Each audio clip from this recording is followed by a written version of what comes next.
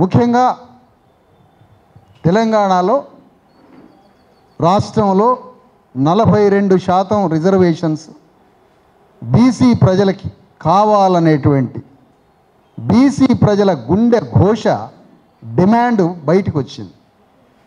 ఇది ఎప్పటి నుండో కొంతకాలంగా ఉంటున్నప్పటికీ దానికి తగ్గ మూర్తిమత్వం ఉన్నటువంటి నాయకులు ఆ డిమాండ్ పట్టుకునేసరికి అది రాష్ట్రం అంతా ఒక అగ్ని పర్వతం పేలే విధంగా ఆ సమస్య తయారైంది ఈరోజు రాష్ట్రంలో.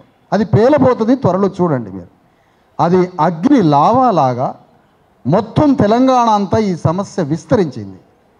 ఒక్క మహాధర్నాకి అట్లా పిలిపిస్తే మహాధర్నా చేద్దాం, 42% రిజర్వేషన్ పట్ల నిర్లక్ష్య వైఖరికి కారణంగా పనికిరాని రాజ్యాంగ బద్ధతకి చట్టబద్ధతకి నిలబడని చట్టాలు తయారు చేసి కోర్టుల ముందు దేశం ముందు తెలంగాణ రాష్ట్ర ప్రభుత్వ పరువు తీసుకొని పరాభవ జీవోలు ఇచ్చినందుకు వ్యతిరేకంగా 9th షెడ్యూల్లో ఈ చట్టాన్ని చేర్చి ఒక తల్లి గర్భంలో ఉండే భద్రతని ఈ చట్టానికి ఇవ్వమని ఒక్క ధర్నాకి పిలిపిస్తే తెలంగాణలో ఉన్నటువంటి అనేక మంది ఈ అజెండాతో మొన్న మహాధర్నాకు వచ్చి అద్భుతంగా విజయవంతం చేసినందుకు,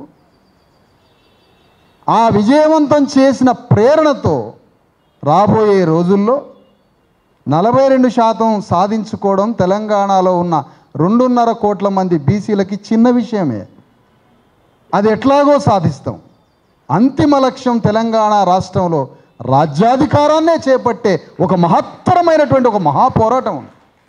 ఆ పోరాటానికి ముందుగా ఒక విజయం కావాలి.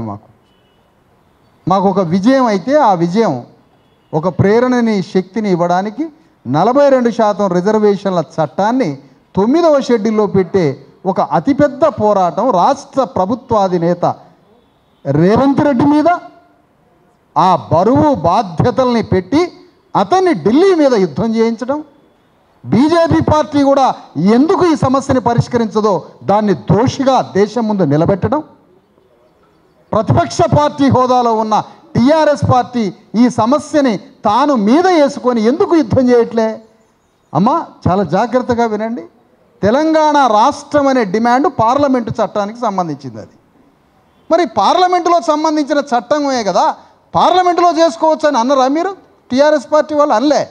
గ్రామ గ్రామం పోయి మనిషి దగ్గరికి పోయి 3.5 కోట్ల మందికి తెలంగాణ ఉద్యమాన్ని రగిలించారు. కానీ కేటీఆర్ ఏమంటాడు?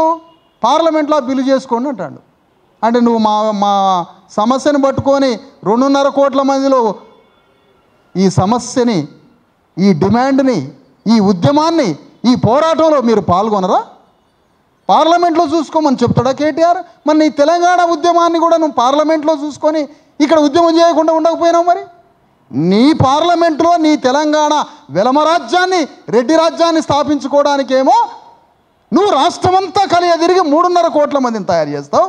బీసీల 42% రిజర్వేషన్ల చట్టాన్నేమో మోడీ పోయి ఆడ కూర్చొని బిల్లు చేసుకోమంటావా? ఈ సాధన యుద్ధంలో నువ్వెందుకు పాల్గొనవో నువ్వు ప్రజల ముందు క్షమాపణ చెప్పాలి. First point. ఎందుకు పాల్గొనట్లే? కేసీఆర్ అనే వ్యక్తి అంతఃపురంలో ఉంటున్న ఆ అఘోర ఎందుకు బయటికి రావడాలే? ఆ అంతఃపుర అఘోర ఎందుకు ఈ సాధనలో పాల్గొనట్లే?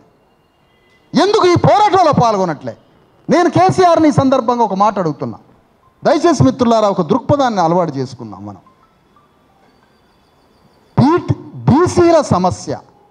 బీసీల సమస్య ఇది తెలంగాణ ప్రజల సమస్య కాదా అని నేను కేసీఆర్ని ఈ సందర్భంగా అడుగుతున్నా. ఇది తెలంగాణ రాష్ట్ర సమస్య కాదా? తెలంగాణ రాష్ట్ర సమస్యే నువ్వెందుకు బయటికి రావడంలే? మళ్ళొకసారి మీరు అర్థం చేసుకోవాలి. నీళ్లు నిధులు నియామకాల్లో కొద్ది తేడా పంపకాల్లో జరిగితే అది రాష్ట్ర సమస్య అయినప్పుడు 2.5 కోట్ల మంది బీసీల ఆత్మగౌరవ, వాళ్ళ సంపద, ఉద్యోగాలు, ఇజ్జతు, హుకుం అంతటికి సంబంధించిన ఒక ఆత్మగౌరవ ఇంత పెద్ద పోరాటంలో ఒక తెలంగాణ రాష్ట్రాన్ని సాధించినటువంటి పాత్ర కలిగిన కేసీఆర్ ఈ సమస్య గురించి నువ్వు మాట్లాడట్లేదంటే ఇప్పుడు నిన్ను ఏ విధంగా విశదీకరించాలంటే నువ్వు తెలంగాణ రాష్ట్రం తెచ్చుకున్నది నీ వెలమరాజ్యం కోసమని నిరూపణ అయిపోయింది. ఎందుకు? ఈ సమస్య గురించి నువ్వు పోరాడలేదు కాబట్టి. చాలా క్లియర్ అయిపోయింది. నువ్వు ఈ సమస్యలో ముందుండి నువ్వు దీనికి నాయకత్వం వహించి 3.5 కోట్ల మంది ప్రజల్లో పోరాటం తీసుకొచ్చి నువ్వు చట్టాన్ని 9th షెడ్యూల్లో పెట్టించినట్టయితే నువ్వు తెలంగాణ ప్రజల కోసం రాష్ట్రాన్ని తెచ్చినోడు అయ్యేవాడివి. ఇప్పుడు ఏమని విశదీకరణ అయిపోయింది? నువ్వు ఈ సమస్య గురించి పోరాడకుండా, బయటికి రాకుండా, దీని గురించి మాట్లాడకుండా నువ్వేమనుకుంటున్నావంటే ఆ బీసీ నాయకులు అంటే సేలబుల్ లీడర్సు, బీసీ నాయకులు అంటే వాడు ఎవడో సాంప్రదాయ ఇటిగుడ్డి నాయకులని నువ్వు సాంప్రదాయ నాయకులు చూసి అనుకున్నావు. కానీ ఇక్కడ కూర్చున్నది అగ్గి పిడుగులని గుర్తుపెట్టుకోవాలా, అగ్ని పర్వతం అని గుర్తుపెట్టుకోవాలా. ఇది అణుబాంబు శబ్దం కన్నా అతిపెద్దది. హిరోషి నాగసాకి మీద పడ్డ అణుబాంబుల కన్నా పెద్ద ఉద్యమం బీసీఎస్సీ ఎస్టీల ఉద్యమం. ఇది ప్రజాస్వామ్య ఉద్యమం. ఇది తక్కువగా తేలిగ్గా అంచనా వేయకండి. ఇది 9th షెడ్యూల్లో పెట్టించే కార్యక్రమంలో రాజకీయ పార్టీల మీ నైతిక ధర్మాన్ని, నైతిక బాధ్యతని, పోరాటంలో పాల్గొనే భాగస్వామ్యాన్ని, కేంద్రం మీద ఒత్తిడి తెచ్చే పనిని మేము చేస్తాం. మేము రాష్ట్ర ప్రభుత్వం మీద యుద్ధం చేస్తాం, అన్ని పార్టీలకు కట్టేసి దోషిగా నిలబెడతాం, గ్రామాల్లో ఏ పార్టీని రానియకుండా చేస్తాం, ఒక్కొక్క పార్టీ నాయకుడిని గల్లా పెట్టేటట్టు ప్రజల్ని తిరుగుబాటు చేపిస్తాం, బీజేపీ పార్లమెంటు సభ్యుల్ని బజార్కి ఈడుస్తాం, కాంగ్రెస్ పార్లమెంటు సభ్యుల్ని రోడ్ల మీదకి ఈడుస్తాం. అది ఎట్లాగో జరుగుతుంది. కానీ మేము అడుగుతున్నాం, తెలంగాణ సమస్య కాదా బీసీల సమస్య? దీనికి సమాధానం చెప్పాలా కేసీఆర్?